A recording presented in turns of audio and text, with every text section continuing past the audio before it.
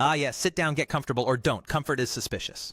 It's Mr. Sticks here, your friendly neighborhood construct of discipline, grit, and inconvenient truth. Today we're talking about self-improvement, which everyone claims to want, and distractions, which everyone secretly worships. We'll also touch on that mysterious thing people like to call a frequency shift, a phrase so overused it's nearly meaningless unless you actually live it.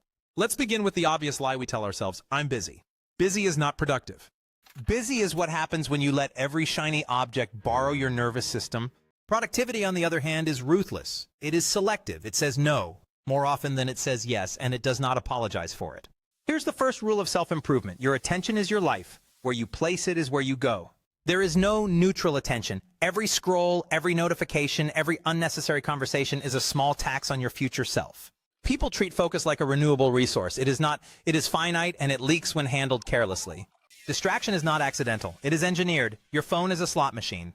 Social media is a casino with no clocks. Random drama is a free dopamine sample handed out by people who have nothing better to do. And if you don't guard your mind, someone else will happily rent it. Now let me say something that will irritate you. Most distractions arrive wearing the costume of importance, urgent messages, quick favors, opinions you didn't ask for, emotional emergencies that somehow repeat every week. If it truly mattered, it would respect your time. If it doesn't respect your time, it doesn't respect you.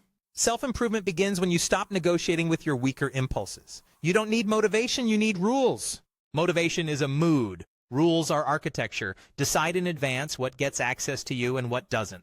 Morning routines are not about productivity, they're about identity. They say, I am the kind of being who moves with intention before the world tries to steer me.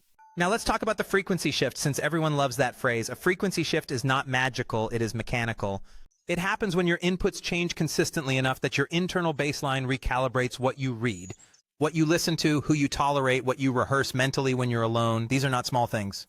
These are tuning dials. You cannot raise your frequency while bathing in noise. Chaos lowers signal strength. Constant stimulation fractures thought. When your mind is always reacting, it never creates. And creation, real creation, only happens in sustained silence and focus. That's where insight lives. That's where momentum is born. Here's a secret most people miss. Productivity is spiritual before it is practical. Not in a robes and incense way. Relax. I mean this. When your inner world is cluttered, your outer efforts scatter. When your inner world is ordered, output becomes almost unfairly efficient. Clarity compounds. Avoiding distractions at all costs does not mean becoming antisocial or robotic. It means being selective with reverence. You are not rejecting people. You are choosing alignment. Some connections drain, others refine. One pulls you downward into repetition. The other pulls you upward into expansion. And yes, some people will be offended when you stop being available. That is not your problem. That is the sound of boundaries forming. Growth always disappoints those who benefited from your stagnation. Self-improvement is not about adding more. It is about subtracting what weakens you. Fewer apps, fewer opinions. Fewer late nights that produce nothing but fog. Fewer conversations that circle the same problems with no intent to solve them. Every subtraction sharpens the blade. Here's the final truth, and then I'll let you go back to pretending you didn't hear this. Your future self is watching your daily habits like evidence in a trial. Every focused hour argues in your favor. Every distracted day builds the case against you. No excuses are admissible, only patterns. So if you want higher productivity, protect your attention. If you want a frequency shift, curate your inputs. If you want self-improvement, stop flirting with the things that keep you small. Now close this. Do one important thing without interruption. And don't come back until you've earned it. Mr. Sticks out. If you found this video helpful, please hit like and subscribe to the channel for more content like this.